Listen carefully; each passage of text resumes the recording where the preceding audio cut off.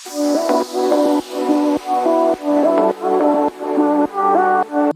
selamat malam Bapak Ibu. Malam Bapak Ibu, masih semangat kan walaupun sudah malam? Malam Bu Ria, masih. Oke, saya lanjutkan ya giliran saya untuk kita persiapan IHT. Saya akan izin share screen ya Bapak Ibu.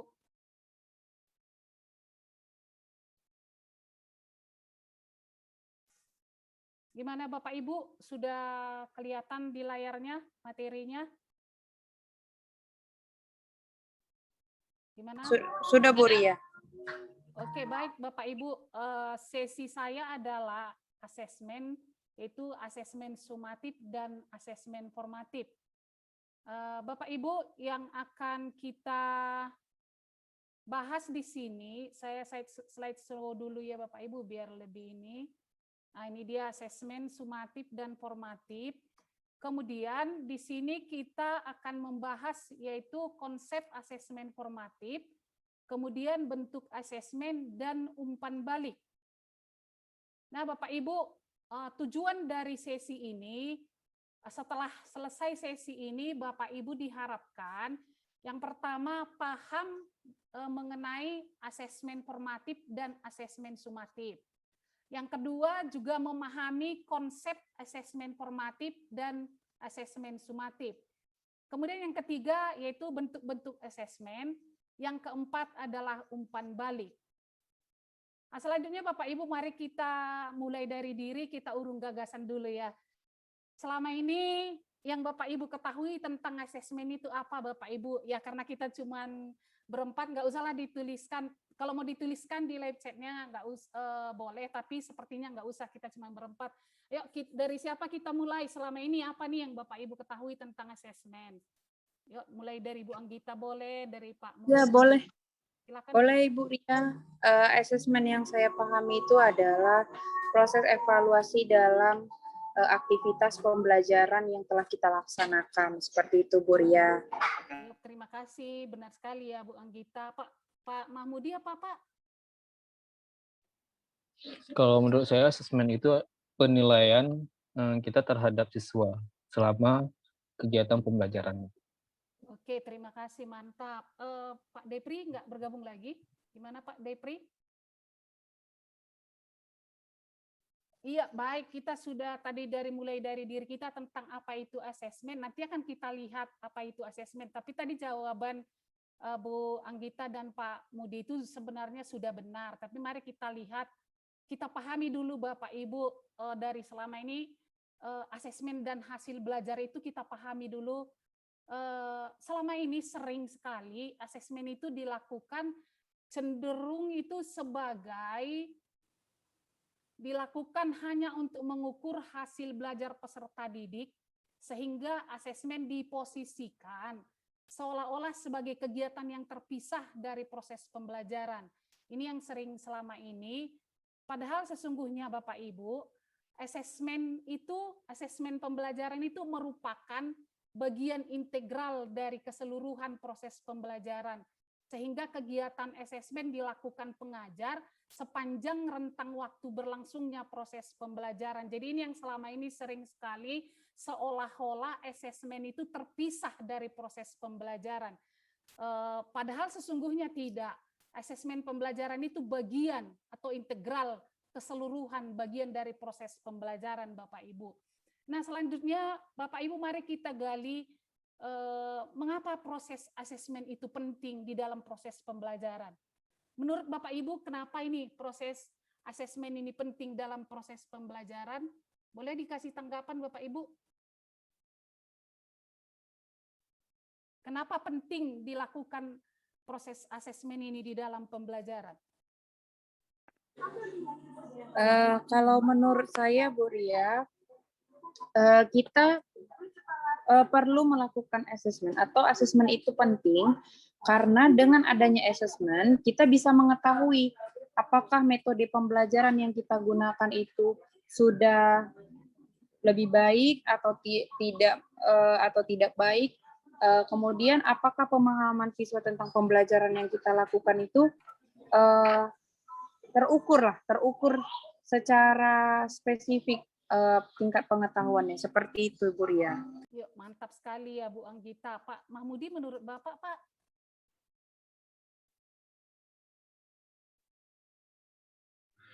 Kalau menurut saya pentingnya untuk kita menjadi tolak ukur dalam suatu pembelajaran sejauh mana pencapaian kita terhadap peserta didik.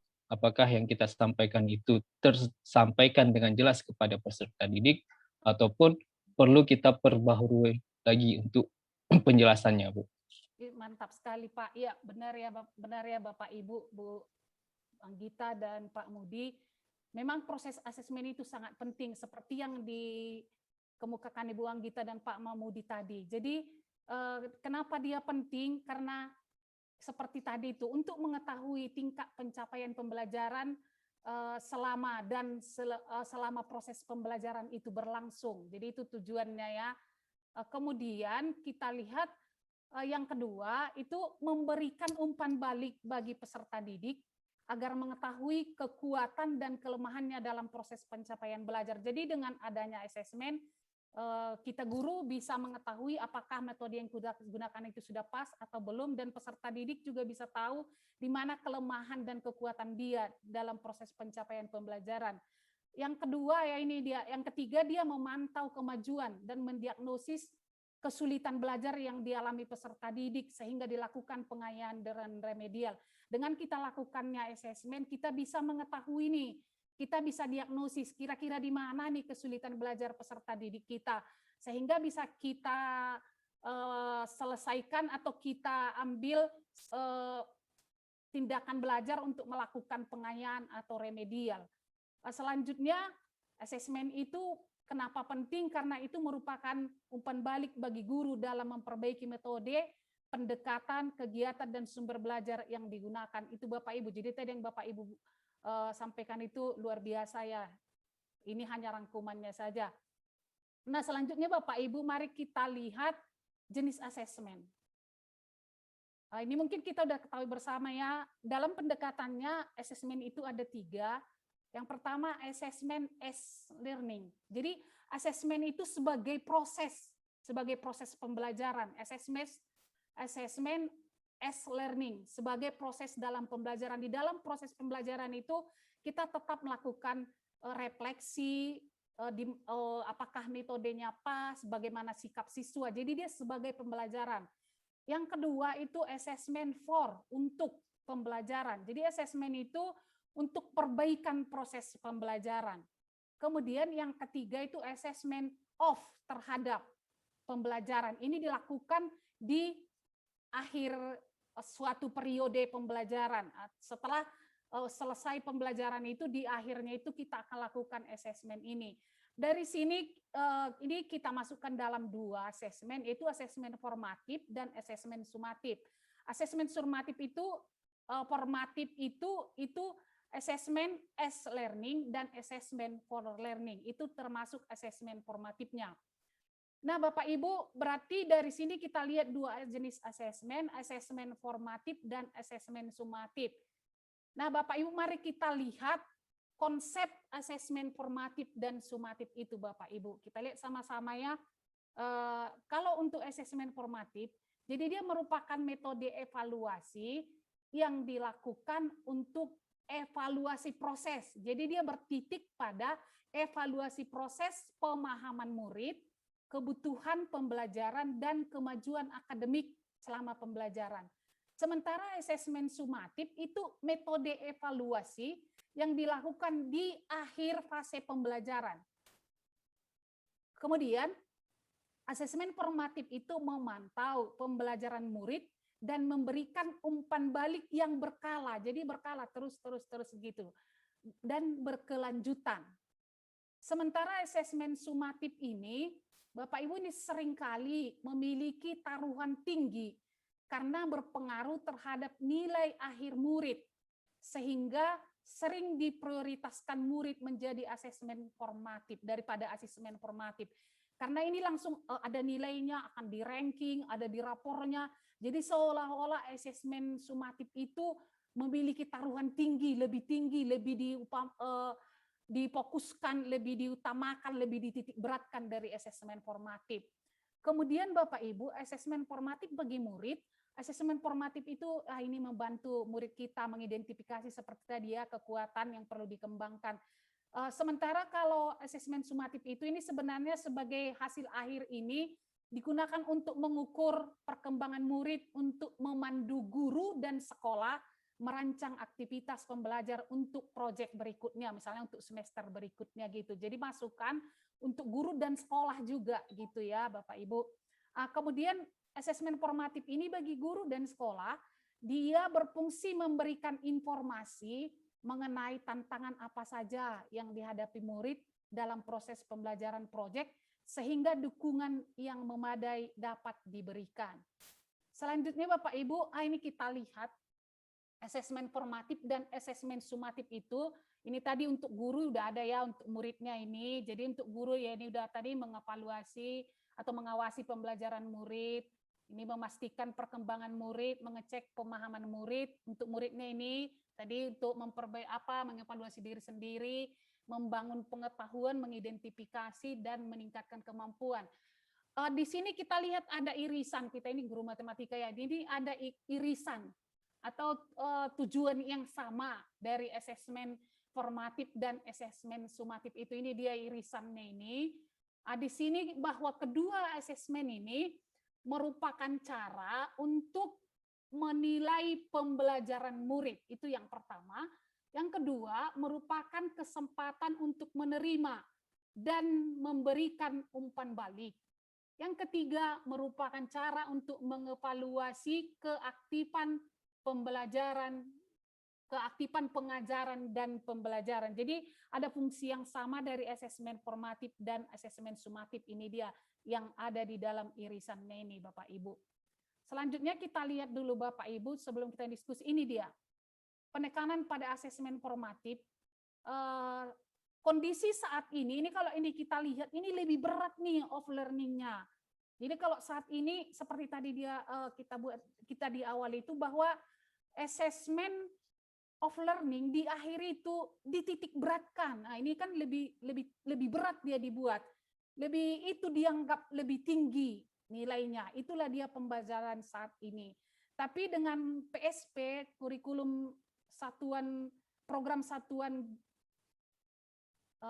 PSP ini, sekolah penggerak ini, harapan baru dalam paradigma baru ini akan lebih diberatkan, lebih diutamakan ini pada asesmen formatifnya, itu asesmen as learning dan asesmen for learning-nya. Lebih menitik beratkan ke prosesnya Bapak Ibu, bukan ke nilai akhirnya. Ini yang akan kita lakukan, yang akan kita capai atau di dalam kurikulum Merdeka Belajar yang ada di dalam program sekolah penggerak. Nah, Bapak Ibu, penekanan asesmen formatif ini dapat kita lihat seperti ini, dia mengerucut. Jadi asesmen S sebagai proses itu diharapkan ini lebih banyak dia dilakukan, ini lebih banyak. Jadi selama pembelajaran ini kita lakukan perbaikan-perbaikan, bagaimana supaya lebih menarik. Jadi dalam proses pembelajaran itu tetap kita lakukan asesmen. Kemudian ini for-nya sebagai refleksinya, off-nya sedikit lebih kecil porsinya. Jadi di sini paradigma baru bahwa asesmen S learning itu lebih dititik beratkan. Nah, Bapak Ibu, selanjutnya bentuk asesmen formatif dan sumatif ini saya yakin Bapak Ibu tahu lah ya. Ini diskusi kelas, produk, drama, persentase, dan tes lisan. Ini bentuk-bentuk dari asesmen formatif dan sumatif. Tertulisnya ini dia refleksi, esai, jurnal, poster, dan teks tertulis. Itulah dia bentuk-bentuknya Bapak Ibu. Nah, selanjutnya umpan balik. Mengapa umpan balik ini perlu Bapak Ibu? Umpan balik ini merupakan kumpulan informasi mengenai bagaimana seseorang melakukan suatu kegiatan. Jadi umpan balik ini biasanya berisi hal baik yang sudah dilakukan, hal yang butuh perbaikan, dan hal yang bisa dikembangkan untuk aktivitas selanjutnya. Fungsinya apa Bapak Ibu? Bagi guru, ini akan memberi informasi perkembangan murid untuk memodifikasi pengajaran dari pembelajaran di masa depan. Bagi murid, Ini membantu murid untuk mengetahui kelebihan dan kekurangan mereka, sehingga murid dapat mengatur dan merasa berperan dalam proses pembelajaran mereka. Kemudian memberikan umpan balik kepada sesama teman dan memberikan kesempatan bagi murid untuk belajar satu sama lain. Nah, Bapak Ibu, sebelum kita masuk ke penutup dari paparan tadi, kira-kira apa yang sudah Bapak Ibu pahami mengenai asesmen formatif dan asesmen sumatif? Ayo silakan Bapak Ibu kita diskusi nih. Dari tadi tuh kira-kira apa yang sudah Bapak Ibu pahami dari asesmen formatif dan asesmen sumatif? Ayo silakan Bapak Ibu. Pak Mahmudi, Pak Mudi.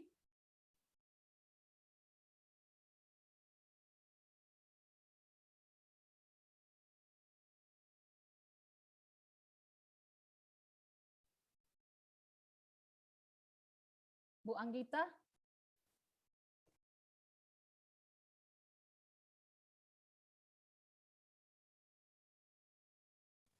Dengar suara saya, Pak? Bu Anggita. Gimana, Pak? Pak Mahmudi?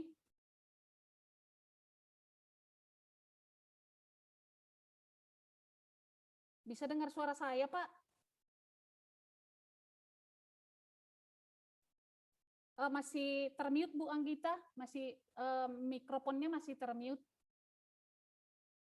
Belum aktif mikrofonnya, Bu Anggita? Halo Bu Ria, ya. Ya, dari tadi, dari pemaparan tadi Bu, apa yang sudah kira-kira Ibu pahami mengenai asesmen sumatif dan formatif, Bu?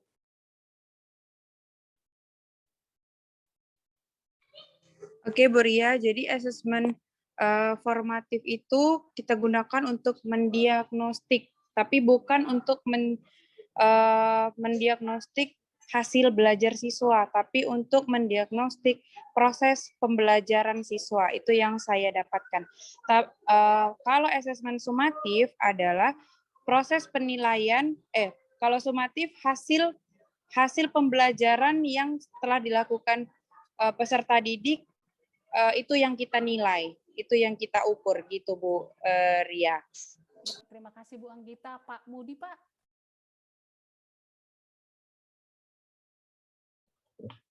Kalau menurut saya, Bu, kalau di asesmen sumatif itu lebih kita tekankan ke pencapaian hasil belajar siswa yang dilakukan di akhir pembelajaran, Bu. Sedangkan kalau untuk formatif itu guru mengumpulkan informasi untuk membantu guru sendiri untuk mencari umpan balik terhadap proses pembelajaran. Ya, mantap sekali Pak. Ini guru-guru hebat. Ya, benar sekali. Jadi kita masuk ke penutup ya, karena saya udah paham semua dan cukup jelas tadi ya Bapak Ibu mengertinya gitu. Jadi untuk penutup ya jelas seperti yang tadi Pak Mudi bilang, asesmen formatif itu atau system of learning itu untuk memperbaiki proses pembelajarannya, mencari metode yang lebih baik, yang lebih efektif, sehingga penguasaan materi kompetensi itu boleh lebih optimal gitu ya Pak ya. Sedangkan untuk asesmen sumatif dilakukan untuk memperoleh data atau nilai hasil belajar siswa yang dilakukan di akhir. Dan selanjutnya kita dapat sebagai kesimpulan, asesmen formatif itu porsinya lebih ditekankan, lebih diberatkan pada program sekolah penggerak. Seperti itu ya Bapak Ibu ya. Nah selanjutnya sebagai tagihan untuk kita, diharapkan setelah selesai pembelajaran ini Bapak Ibu mampu membuat contoh asesmen formatif dari kelas yang Bapak Ibu ampu. Ini nanti akan kita kerjakan dan saya yakin kita mampu mengerjakannya. Demikian Bapak Ibu yang bisa saya sampaikan. Jika ada yang